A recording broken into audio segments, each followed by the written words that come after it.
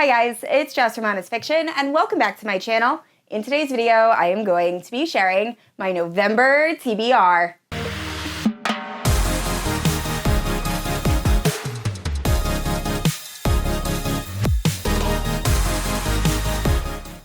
Alright guys, I am sure everyone is saying this, but how is it November? I feel like since I've been 30, time just goes by way too quickly. Like, I feel like I was just getting ready for summer vacation, and now I'm getting ready for Thanksgiving. And it's just, I don't know, it's a lot. But anyway, I'm excited to talk about these books with you guys. I will say, this list, I'm so excited. This is probably the most excited I've been about a TBR.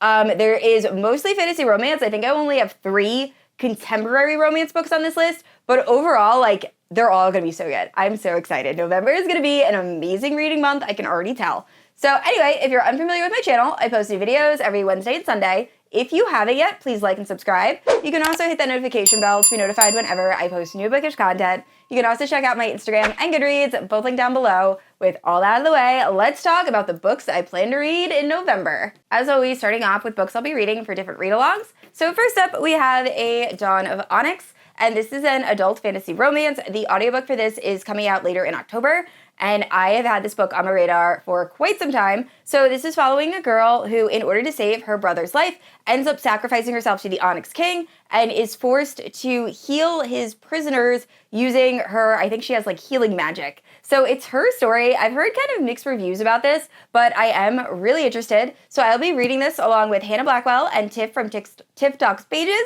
and we'll be having a live show in November. I don't believe we came up with a date yet, but as soon as we have a date, I will announce it on Instagram and in my community page on YouTube. But yeah, I'm so excited to pick this book up. And next up, I'll be reading A Curse of True Love, which is the 3rd book in the Once Upon a Broken Heart series, which is my favorite YA fantasy romance series of all time, if you don't count ACOTAR, because I feel like ACOTAR is really like new adult. But anyway, I love this series so much. So if you're unfamiliar with Once Upon a Broken Heart, we are following Evangeline Fox. And Evangeline Fox is desperately in love with her best friend. However, her best friend is about to marry her stepsister. So Evangeline, just being so upset by this, ends up going to Jack, the fate of broken hearts. And it is known in this world that you do not make deals with fates, it always ends badly. However, Evangeline, just being so desperate, ends up making a deal with Jax, and Jax agrees that he will stop the wedding between her stepsister and her best friend if Evangeline promises Jax 3 kisses of the men of his choosing. She agrees, and the story goes from there, and it is so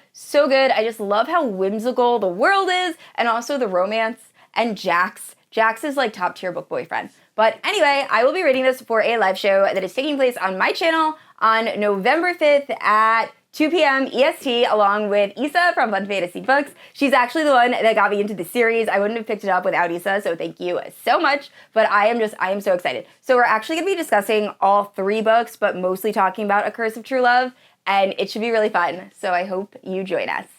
And last up for read-alongs, I will be continuing the Boys of Tommen series. So last month I read Binding 13 and Keeping 13, and oh my goodness, I have so many thoughts. However, at the time of filming this, we haven't actually had the live show for those first 2 books yet, and I don't want to spoil it. So anyway, just know, I loved this series. I laughed, I cried. I almost DNF'd the first book. Like, there's a lot of thoughts I have towards this series, but I highly recommend if you are looking for like a very emotional series that's going to remind you of like when you were in high school. I typically hate high school romances, but this series just kind of like pulls at your heartstrings because a lot of the children, or not children, but a lot of the teenagers, they act like teenagers, and it just reminded me of being that age. It's such a wonderful series. But anyway, I'm going to be reading those 2 books in preparation for the second live show. I don't believe we picked a date yet. It will be on Nikki and Bookland's channel, and as soon as I have all that information figured out, I will leave it on my Instagram and on my community page. But either way, I am loving this series and highly recommend. And moving into fantasy romance. So first up, I will be rereading Fourth Wing in preparation for Iron Flame that is releasing in early November. I cannot wait. So I'm actually doing a reread of Fourth Wing so I can do a recap video for you guys. So there will be a recap video of Fourth Wing coming out probably a week before Iron Flame comes out, if not like right before Iron Flame comes out. It really depends when I have time to film. But if you are somehow unfamiliar with Fourth Wing by Rebecca Yarros, it is following Violet Storringale, and she is this girl that grew up believing that she was going to become a scribe because she has a chronic illness that makes her very breakable. However, her mother is a dragon rider and has decided that no daughter of hers is going to become a scribe. So most of this book is really just following Violet as she has to compete to become a dragon rider, which is like one of the most dangerous positions you can have in this world. Because at this academy where you learn to become a dragon rider, all of the cadets kind of want to kill each other, and also the dragons kind of want to kill the cadets, and it's just very, very dangerous. There is a lot of child death in this. Just know that going in. Not child death, like teenage death. But overall, I love this story. I love Violet as a character. I love the romance, and it has dragons. I mean, you can't go wrong with dragons. So anyway, I cannot wait to reread this, and I am so excited for Iron Flame. I really hope it's as good as this first book, if not better. I cannot wait. And next up, I'll be reading A Fire in the Flesh, which is book 3 in the prequel series for From Blood and Ash. So the first book was A Shadow in the Ember, the second book is A Light in the Flame, and this is the third book. So the second book, A Light in the Flame, was actually my least favorite in that whole series. However, the ending kind of saved it. So I'm very excited and looking forward to seeing what happens in this third book. Unfortunately, I probably will not have a recap video for A Light in the Flame, only because it has been my least favorite book in the entire series, including the From Blood and Ash series, and I can't go back and do a recap. I'm sorry. It takes so long to read those books. And at the time of filming this, the third book is going to be released in like 10 days. So there won't be a recap video for Light in the Flame, but I might do a recap video of the first 3 books in the series before the 4th book releases. So let me know if that's something you guys would want, just because doing full series recaps is actually a little bit easier than doing book recaps. I don't really know why that is. It's just a little bit less detail. You can kind of stick to like the more like prevalent information. But anyway, let me know if that's something you guys want to see. But I am very excited to see what happens to everyone in book 3. Hopefully it's good.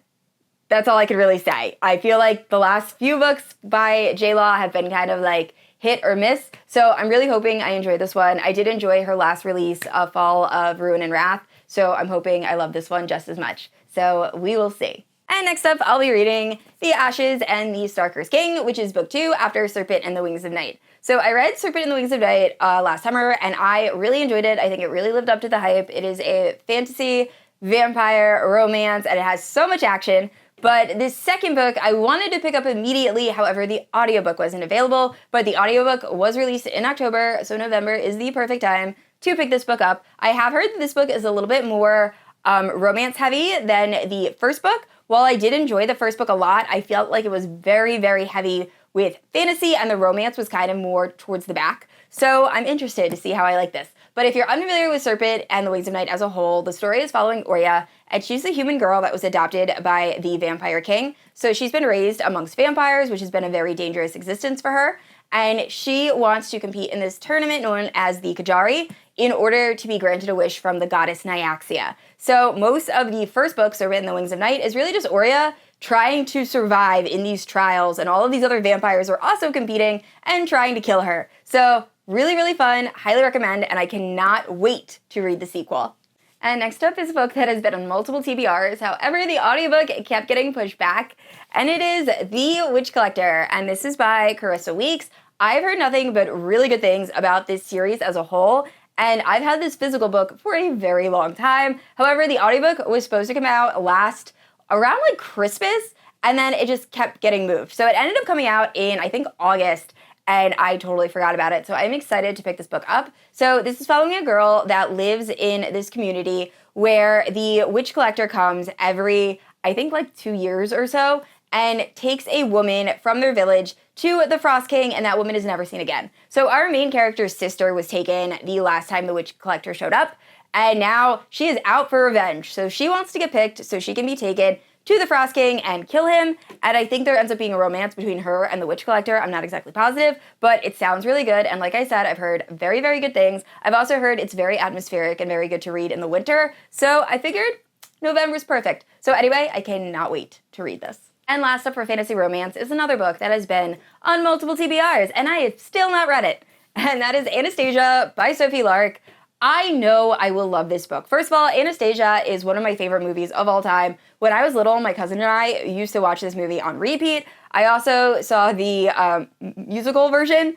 that was an interesting take, but it was still really good. So I'm very excited to read this. It's also by Sophie Lark, who is one of my favorite authors of all time. I don't think I've read a single Sophie Lark book that I've rated under like 4.5 stars. So this is going to be amazing. I just have been having trouble finding the time to pick it up. And I think November is the time. So hopefully this will be read next month. And the last two books on this list are both contemporary romances. So first up, we have Hopeless by Elsie Silver, which is the last book in the Chestnut Spring series, which is a cowboy romance series. If you are familiar with my channel or you've been on my Instagram, you know I am now a cowboy romance fan. Never thought I would say that in my entire life. But anyway, I read Flawless, the first book in this series, and I hated it. Then I ended up picking up Heartless, which is the second book, and it's one of my top reads of the year. Age gap, nanny, single dad, it is perfection. If you have not read Heartless by Elsie Silver, you need to read it. But anyway, I then read the other two books in the Chestnut Spring series and love them just as much. So I am so excited to read Hopeless. Now, I will say I'm going to be a little sad that this whole entire series is over just because I have fallen in love with these characters. But this is an age gap romance between Beau and then this girl from his hometown. Beau we've met in the other books, and I'm pretty sure he was either on deployment or a POW. And he's kind of like grappling with everything that went down like during all of that.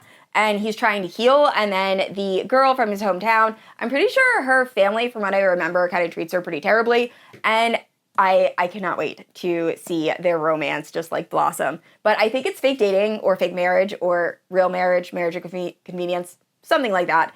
Either way, I'm very excited. I will say this book will probably be read prior to this video being released. When this book initially came out, I had a bunch of reading commitments. Those commitments are now over. So as soon as I am done filming this video, I am reading this book. I am so excited. And last up, we have The Right Move by Liz Tomforde, and that is only because the audiobook either just came out or is about to come out, and I want to see what all the hype is about. So I know absolutely nothing about this book besides the fact that everyone has been raving about it, saying how much they love it, how great it is. So I'm hoping I love it as much as all of you. So this will be another book I read in November. All right, guys, those are all the books I plan on reading in November. Please let me know down in the comments below if you plan on reading any of the books I mentioned, or if you plan on joining any of the read-alongs. They should be really fun. And I said this already, I post new videos every Wednesday and Sunday, and if you haven't yet, please like and subscribe. I will see you all next week. Bye!